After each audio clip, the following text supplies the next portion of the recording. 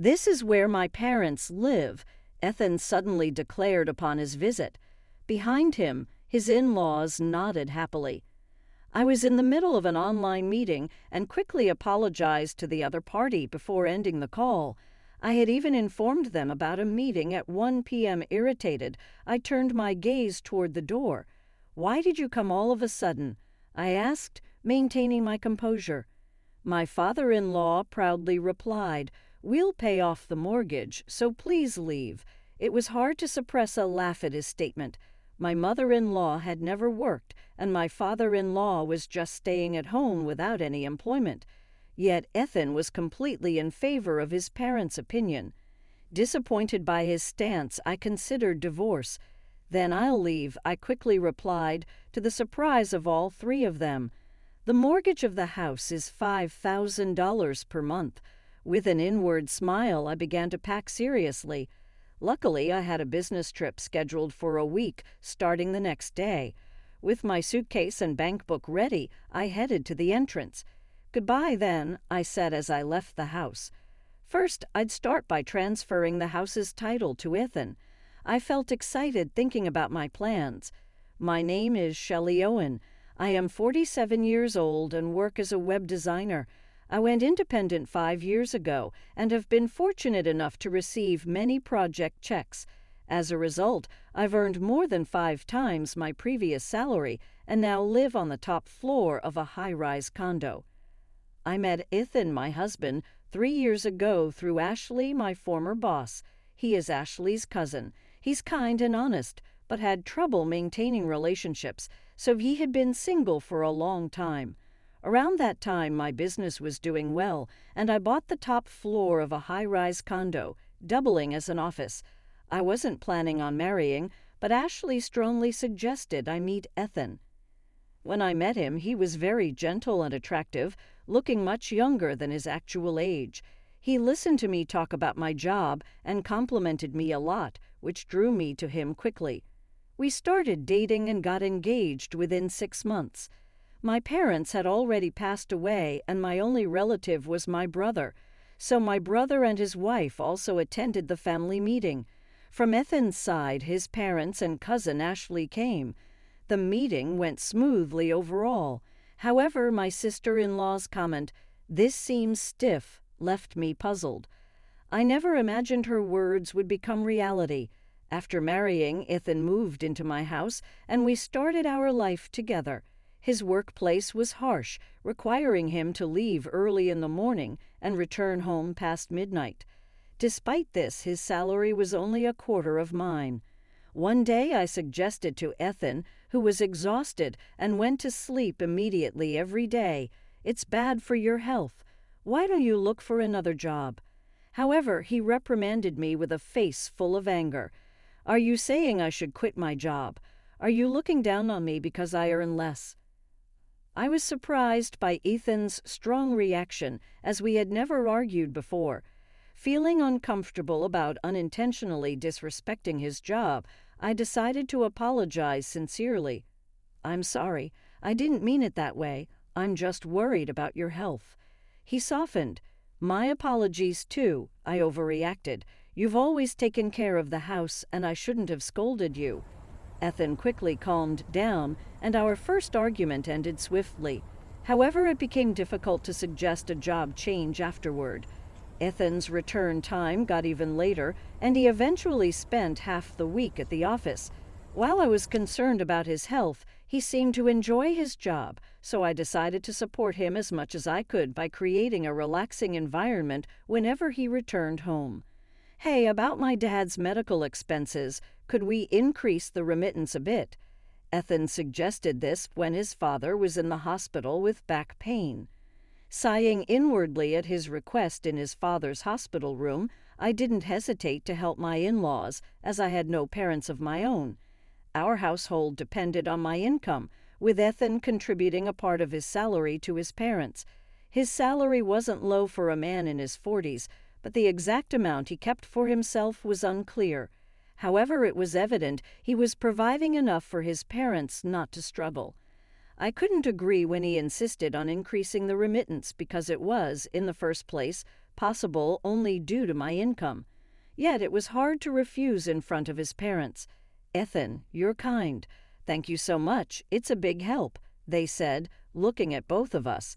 Under their pressure, I reluctantly agreed to increase the remittance. Afterward, my in-laws started demanding money for various reasons, not just the remittance. I wanted to refuse, but they knew I would say no, so they approached Ethan instead.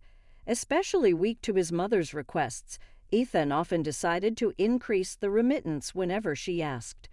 On the day his father returned from the hospital, after sending my in-laws off in a taxi, Ethan and I returned home, only to find, surprisingly, that his parents, who were supposed to have gone home, were waiting outside our house. "It's tough for Dad to climb our stairs, so I thought we'd take care of him here until his back is fully healed," Ethan said. "What? You can't just spring that on me." My surprised reaction made my mother-in-law frown.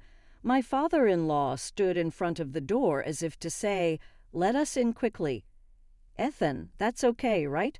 "Of course, don't worry," Ethan replied. I stared at him in shock. He avoided my gaze. From his reaction, I realized that Ethan and his parents had already discussed this. "Fine, you can stay here until you're fully recovered," I said reluctantly and invited my in-laws inside. They looked around the house and sat on the living room sofa. "Look, they live in such a nice house. Our house is 50 years old and falling apart, right, Dad?" "Yeah, it's run down. Getting old is tough." My in-laws conversed, and Ethan just nodded. It seemed they planned to stay here for a long time. To be honest, since I was sending them a substantial amount of money every time. Living together might be less of a financial burden. However, that's not enough reason to accept living together. Renovating old houses is trendy these days. "How about doing that, Ethan?" I suggested. "Yeah, maybe," Ethan replied. 2 years into our marriage, though it's supposedly still in the honeymoon phase, we hardly spend time together. We haven't even gone on a honeymoon, and this place was my home and office. It's fine when Ethan is out for work, but my in-laws would be here all day. With them around, meetings in the living room become difficult. If we were to live together, I'd prefer moving into my in-laws' house and using this place solely as an office. Thanks to my initial resistance, the in-laws didn't bring up living together again. However, even months after my father-in-law's discharge from the hospital, my mother-in-law showed no intention of taking him back, only returning to their home to clean. Moreover, their belongings started overflowing from the guest room into the living room. "Ethan, your dad seems perfectly healthy now. He even went bowling today. Maybe it's time for them to go home," I said, sensing Ethan's discomfort. "What are you saying?" Ethan raised his voice, and I fell silent. Seeing my reaction, Ethan seemed to think that raising his voice would make me comply. He frequently insisted loudly on his opinions, though I didn't always comply. Opposing him led to my mother-in-law siding with Ethan, putting me at a 3-to-1 disadvantage.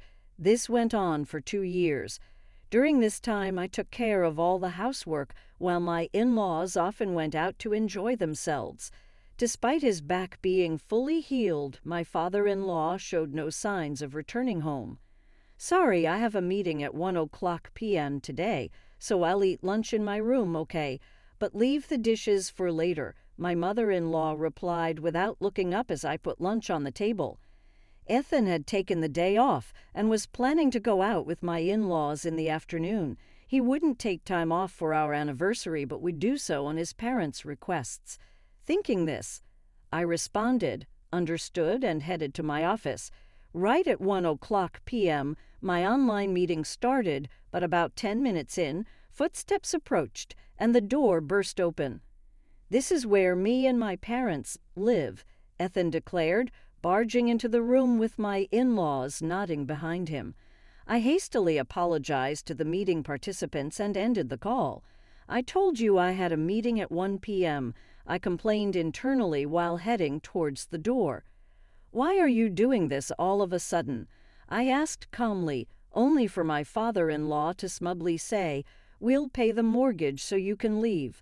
I struggled to suppress my laughter at his words.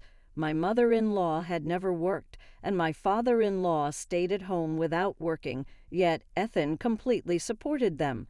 Deciding on divorce, I simply said, "All right, I'll leave," surprising all three of them. The mortgage of the house is $5,000 per month. Smiling inwardly, I started packing with a serious expression. Luckily, I had a week-long business trip starting the next day. With my prepared suitcases and bankbook, I headed for the entrance. "Goodbye, then," I said before leaving my home. The first thing to do was to transfer the house title to Ethan. Feeling excited about the next steps, I checked into a hotel and immediately contacted a real estate agent to transfer the house to Ethan, including the mortgage. The transfer depended on Ethan's ability to pay the mortgage. If he couldn't, he'd have to make a lump sum payment or sell the house. I accepted this and asked the agent to find me a new home and office. My work could be done from anywhere with a computer, but I needed an office for calm discussions with clients. The agent found a suitable place about 40 minutes' drive from my previous place. It was well equipped with excellent security. I viewed it and decided to buy it immediately after returning from a trip. It was a luxurious apartment, almost like a villa. It felt a bit too luxurious, but I considered it a reward for my efforts and decided to buy it. I could move in within a week, so I stayed in temporary accommodation until then. After all the necessary documents were ready, I left the packing and moving process to a moving company. Ethan hadn't been informed about the mortgage transfer. During the move, my in-laws and Ethan helped while speaking ill of me. When the movers finished, one commented, "You have a difficult family," making me blush with embarrassment. A week later, after settling into my new home, I received a call from Ethan. "What's this about changing the mortgage?" he asked anxiously, with his father shouting in the background. It seemed that Ethan finally understood the situation about the mortgage. "But we're getting a divorce, right? It's unfair for me to pay the mortgage if you're the ones living there," Ethan exclaimed. However, I couldn't agree with him. If he intended to act like they never told me to leave the house, I pressed a play button on the nearby computer, and our conversation from that day started playing. "Why did you record this?" Ethan was startled. "I was in a web meeting, so I recorded it for documentation," I explained. "I usually use an IC recorder for meetings and share the recorded audio after getting consent from the other party." I had mentioned this to Ethan before, but he seemed to have forgotten. "Really? Is that true?" Ethan sounded flustered over the phone. "So good luck with the mortgage repayments, but first, you'll have to pass the credit check," I said. "How much is the mortgage anyway? Can I afford it on my salary?"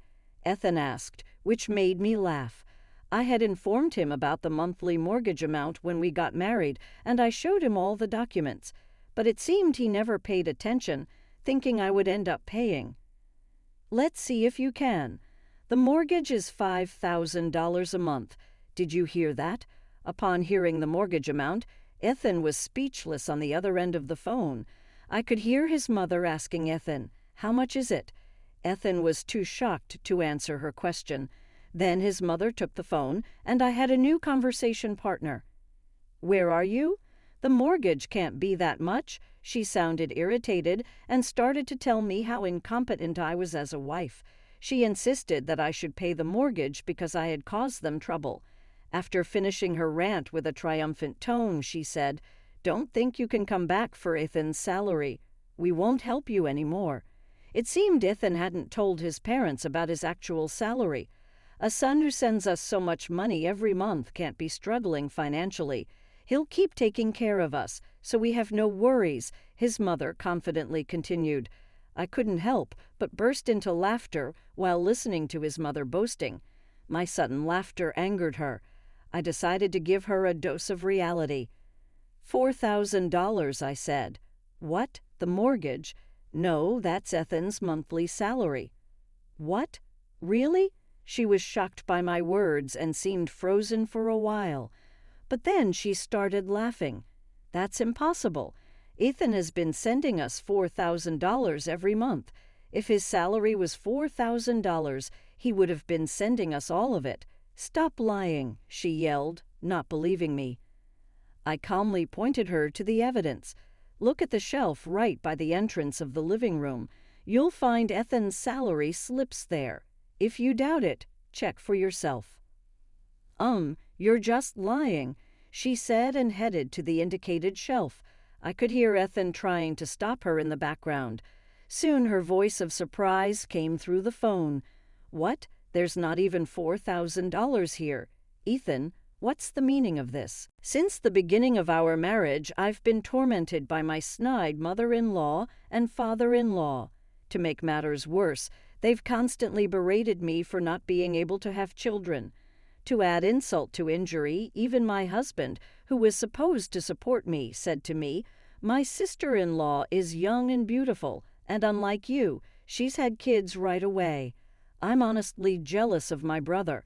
Moreover, my mother-in-law accused me of being infertile because I was having an affair. She claimed she had caught me on a hidden camera as proof of my so-called infidelity. So I devised a plan and called a family gathering under the pretext of celebrating my nephew's birthday. I proposed we watch the evidence of my alleged affair that my mother-in-law was talking about. Upon viewing it, words like "I knew it" slipped out in despair for my sister-in-law and my father-in-law. My name is Mia. I'm 34 years old. I work in the international business division of a mid-sized trading company. I live with my husband Ken, who is the same age as me and works at a steel manufacturer, and my in-laws. We don't have any children yet. I met my husband at a dating event that a friend invited me to. By my 4th year on the job, I was finally getting the hang of it and starting to enjoy it. So I wasn't very interested in getting married, but I couldn't refuse my college friend who insisted, "You have to come." My main interest was solely focused on the special menus that each restaurant had prepared for the dating event. A case of a free meal is better than the songs of birds. I felt somewhat detached from my friend, who was actively mingling, but it turned out that she had become close to a man who was there with Ken. Ken wasn't too keen on the event either and had been reluctantly dragged along. Somehow, as bystanders, we ended up hanging out together. But since I intended it to be a one-time thing, I deliberately didn't exchange contact information with him. However, exactly 1 week after the dating event, on a Friday, I received a call from an unknown number on my phone. At first, I ignored it, but after work, I started receiving calls every 10 minutes. Who on earth is this?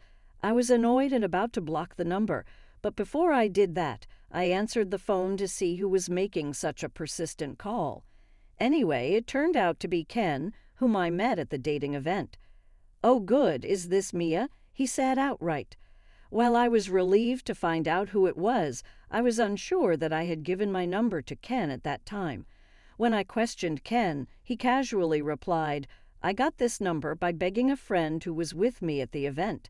It seemed that my friend, who had hit it off with Ken's friend, decided to start dating him following the dating event. Meanwhile, Ken, having failed to get my contact information, heard about this from his friend and managed to get my number by pestering my friend. Although I was negatively surprised by my friend for casually sharing my number, and by Ken for taking advantage of that, we somehow started dating, and a year later he proposed to me. It wasn't exactly a whirlwind romance, but I thought I could live a peaceful life with Ken, who had a somewhat gentle and endearing personality. There were no issues from my side regarding the marriage. My parents had been living separately since I entered college. They hadn't divorced because they saw no particular benefit in doing so.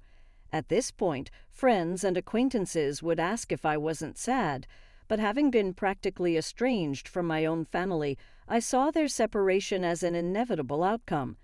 I was financially supported by my parents during my college years, so I visited their houses alternately during long vacations. However, since I started working, I have been using my busy work schedule as an excuse to solely report what's going on social networking sites.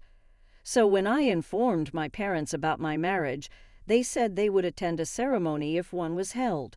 But when I told them it would just be a registration with no special ceremony, they later sent me a substantial sum of money as a wedding gift, which was more than enough for me.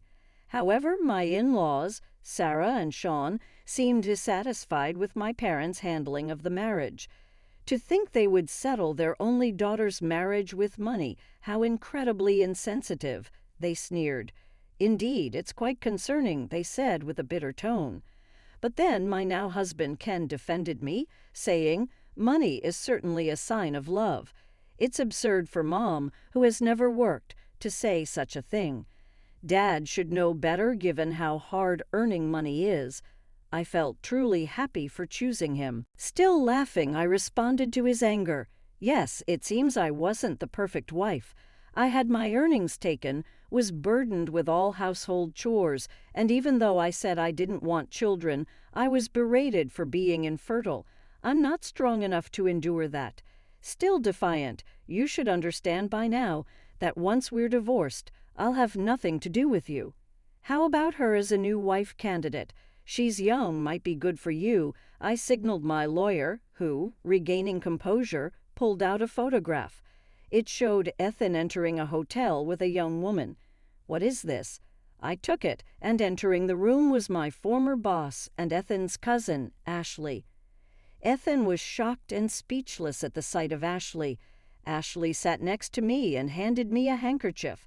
Uncle, Aunt, I didn't introduce Ethan to Ariadne to make her unhappy, Ashley said. Ethan's parents were angry about this matter, so they will likely reprimand his parents. Seeing Ethan and his parents quiet down, I submitted the divorce application and documents related to compensation. Ethan seemed to want to say something but remained silent under Ashley's sharp gaze. Promptly signing the documents, by the way, this woman has a message for you. She wasn't aware that you were already married. She had already met with my parents and booked a wedding venue. Calling this a fraud, she is demanding compensation, so be prepared. What? That can't be true. Shocked by the decisive message, Ethan began to cry in despair. Ethan had been matching with young women on a dating site multiple times. The woman in the photo was one of them and deeply loved him. This revelation shocked his parents too. His father, surprised by the situation, was stunned. Ashley had investigated Ethan's infidelity, explained the situation to the woman, and introduced her to a lawyer. I never met the woman directly, but I was pained by her apology over the phone. Ariadne, divorce seems inevitable with irreconcilable differences, but about the house, shouldn't the mortgage payments be considered? His mother started. So I informed her that Ethan was now the owner of the house and that it was being sold because he failed the credit assessment. No way, his mother slumped in despair. We then left the restaurant. Within a month, Ashley informed me that Ethan and his parents had moved from the high-rise condo to an apartment due to his parents' spending habits. Ethan's salary alone couldn't sustain them, and they had even asked Ashley for rent assistance. The compensation for both the deceived woman on the dating site and myself was being covered by Ashley's parents.